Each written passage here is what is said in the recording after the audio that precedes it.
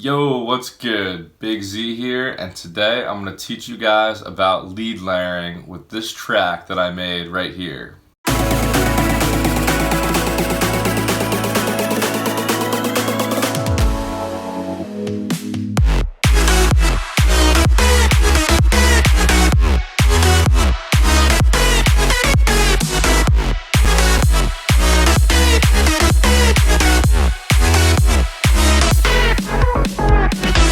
Alright, so I've got all my leads in red right here. This track has a lot of lead layers. Not all tracks will have this many, but I thought it'd be a good example of how to layer your leads and what to think about while you're layering.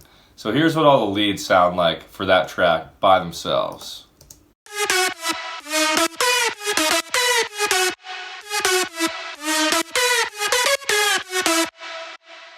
So there's three main things you should be thinking about when you're layering leads. The first one is where in the frequency spectrum is that lead going to sit? Is it going to be towards the lower end of the frequency spectrum, filling out like the low mids? Or is it going to be towards the higher end? Is it like white noise or something that's only on the higher end of the frequency spectrum? So that's the first thing you got to think about. The second thing you want to think about is where does this lead layer fit in the stereo field? Is it going to be right dead center in the middle of the mix, or is it going to be wider, filling up more of the stereo spectrum? So it's a good rule of thumb to just have one lead sound that's just directly in the center of the stereo field. You can have your other wider leads on top of that, but having that one layer right in the middle of the stereo field will allow your mix to translate way better on different sets of speakers. The third thing to keep in mind as I'm going through these lead layers is the attack, decay, sustain, and release of the sounds. You usually want all your lead layers to have the exact same shape. You want them to have the same attack, decay, sustain, and release times so they all fit together as one. But you can also sometimes add an extra layer that's only adding attack to the sound if you want it to be more plucky. Or you could have a sound that's just adding some release to the leads. So that's just something you have to decide while you're working on the lead. Here's all the leads again. So my first lead in these layers is serving the purpose of filling up the low end of the frequency spectrum.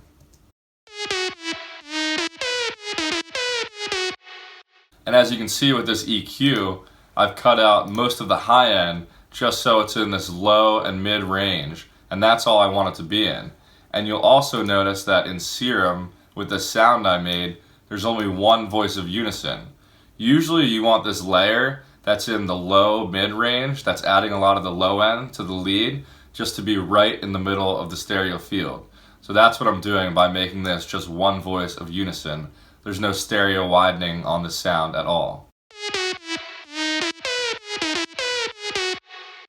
And this lead that's in the center of the mix toward the low end is usually a pretty simple sound, because you just want it to punch through the mix, and you want the listener to be able to feel it as part of the overall lead. So it doesn't necessarily stand out from the other leads, but without it, you would feel like the leads are missing a lot of low end. On top of that lead, I have two stereo lead layers that are wider in the mix. So here's what the first one sounds like.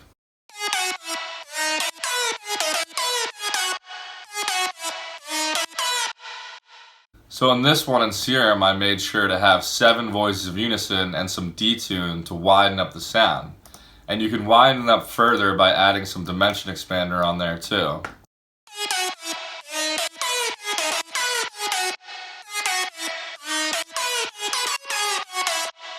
It's also good to have this sound be a little different sounding than that first layer I showed you, so there's some variation in the lead so they stack up better.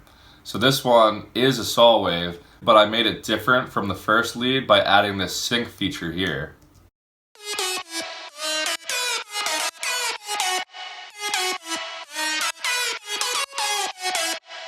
So it's good to change some things around to differentiate your lead layers so they don't all sound the same, or you'll just get like one jumble of the same sound. So that first stereo layer is really sharp sounding, so I also wanted something more lush and tame sounding on the stereo spectrum as well. So that's why I added this layer.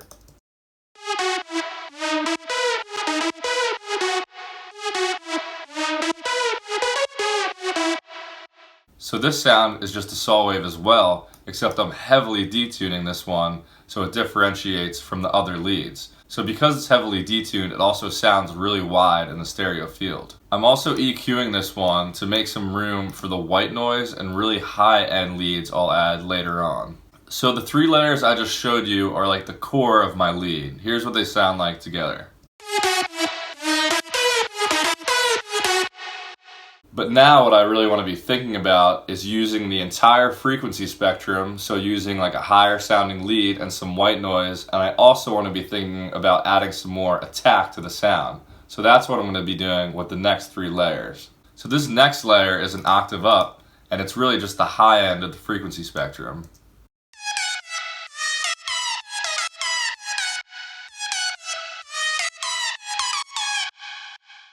So in this layer, I cut everything below 1000 hertz to make room for those other main leads I just showed you. I also cut a little bit of the high end to make room for an even higher lead that's going to be basically all white noise. So after I had these 4 layers down, I felt like the sound was still missing some attack, so I added an attack layer to the sound. So I just picked a sound that had a sharp attack to it. For the EQ on this one, I took out everything below like 700 hertz to make room for the other leads as well. And I also took out some highs to make room for my last layer. So this last layer is just like a saw sound with a lot of white noise on it, and it adds a ton of brightness to the whole lead, and it really helps it cut through the whole mix.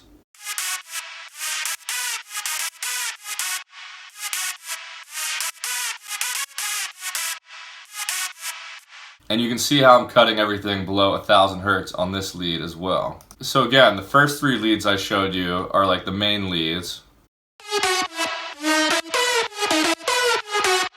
And then once I thought more about filling out the frequency spectrum and adding attack, I added these 3. So instead of sounding like this, it sounds like this now.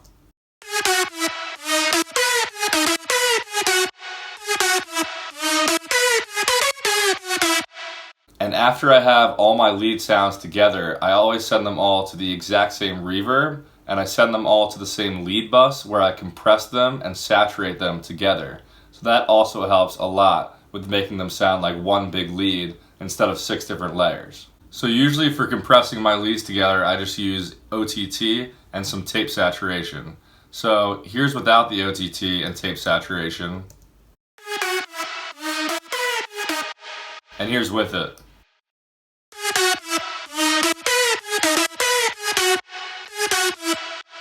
So it just really glues them all together. The OTT adds a lot of nice high end, which you don't want to overdo, but it sounds nice in this case. But yeah, just make sure you're sending all your leads to the same bus and just gluing them together a little bit with some compression and some tape saturation. Alright, that's it for this one. Hopefully you guys enjoyed it. Make sure to follow me on Instagram and Spotify below. Other than that, I'll catch you guys next time. Peace.